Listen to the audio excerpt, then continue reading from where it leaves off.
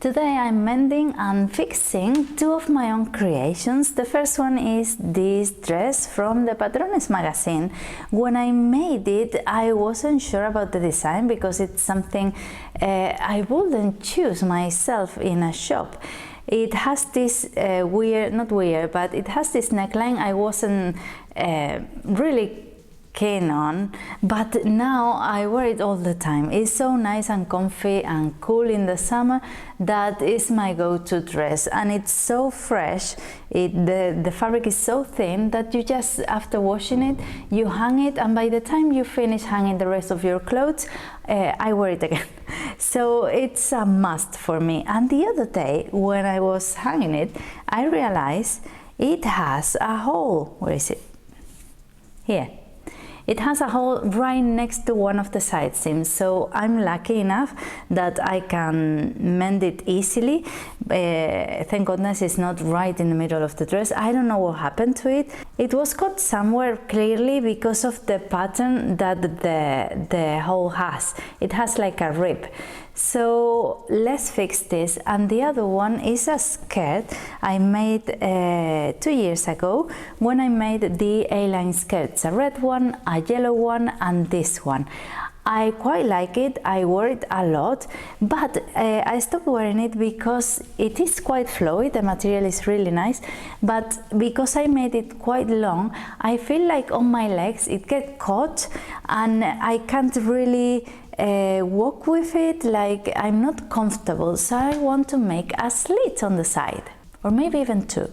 Easy mending day to make the most out of a wardrobe and start wearing things again. And what about you? What have you got in your mending basket that you haven't mended already?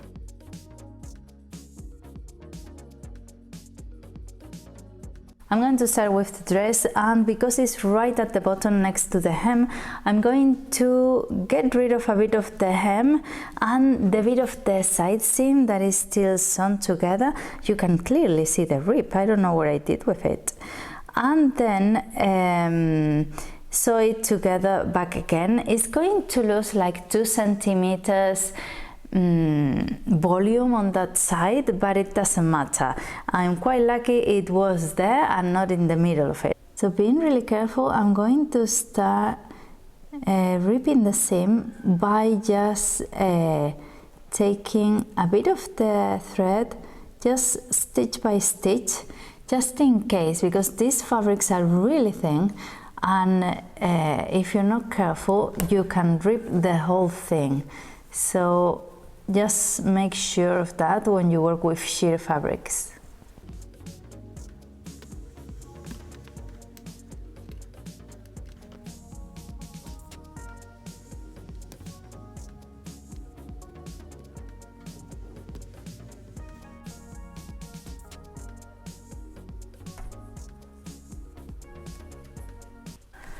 Well, now that the seam is open, you can see this, like the step here where the rip was. I don't know where it was. Maybe it was even when it was hanging on the roof, getting dry, because sometimes if it's too windy and the wind moves it a lot, maybe it got caught somewhere. So I'm going to keep undoing the hem just to do it properly again.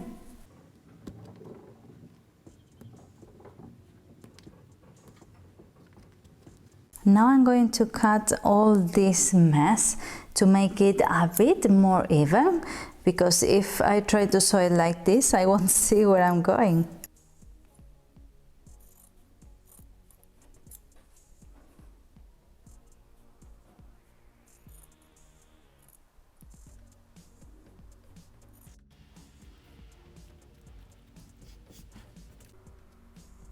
Let's secure it with some pins.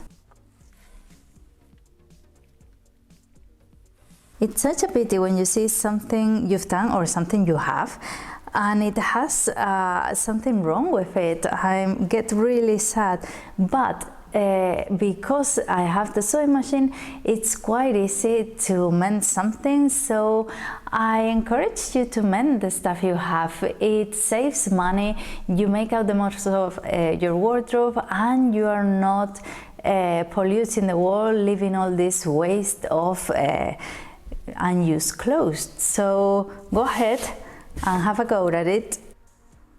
And now with my pins securing my fabric, I'm going to the sewing machine and I'm going to stitch it with a straight stitch. I have my machine with a thin needle for thin fabrics, 7009, and it is with black thread. This is navy blue, like really dark navy blue, so it doesn't really matter, and it's on the inside. So let's go. And because the side seam is fraying a lot, I'm going to secure it to make it a bit stronger with my fake overlock foot. It gives a nice finish and it makes sure it doesn't fray. But if you don't have one, you can use your zigzag stitch and just stitch it all around.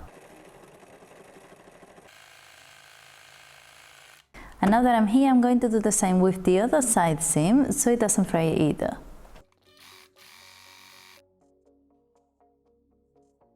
And now the hem. For the hem I'm going to do just the same, fold twice as it was, following the folding it had, and stop stitching it. So it's going to be quite easy, I hope. It's going to be a breeze.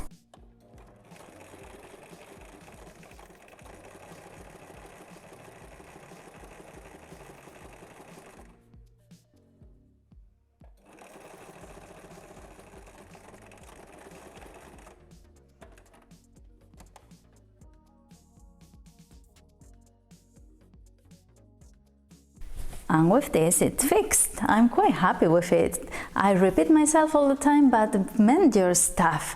Try to mend it because it's so nice to have it back, isn't it? I'm really happy about it.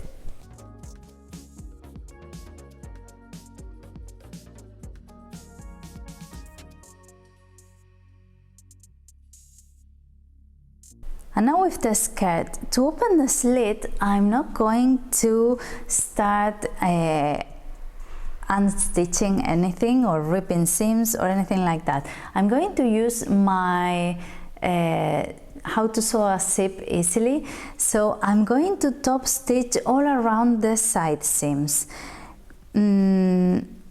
without taking any seams apart. So the plan is to do that so then I can open the first seam I did years ago.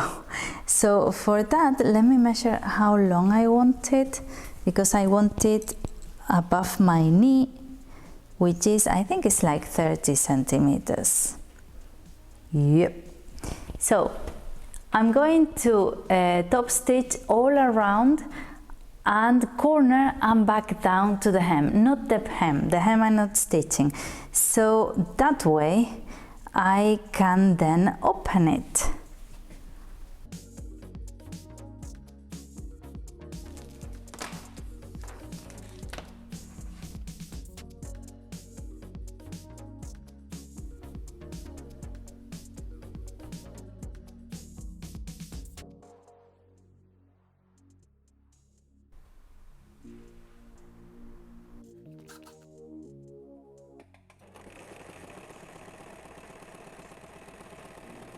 Now what I'm going to do to make my little corner up there is to keep the needle down, lift the foot press and then turn it, and make sure I do this top bit a few times so it's quite secure.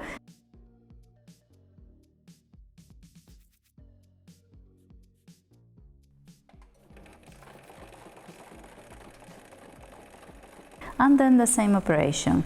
Put the needle down, lift the presser foot and turn again so I can sew all the way down to the hemline.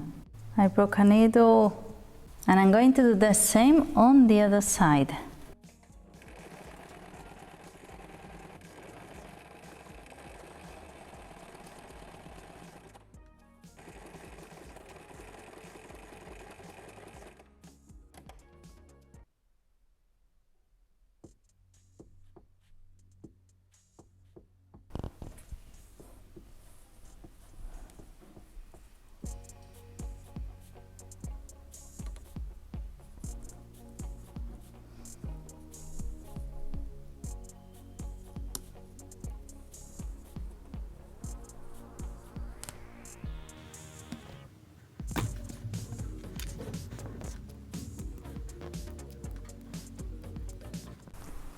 So I started using the seam ripper, but I don't trust it. So right now I'm with the little embroidery scissors and they're working fantastically. Even on the hemline, which was a pain before. This is such an easy method to do a slit, to open a slit. It's ideal. So easy with this one. Oh, all the threads now. That was ideal after all the suffering with the seam ripper, wow.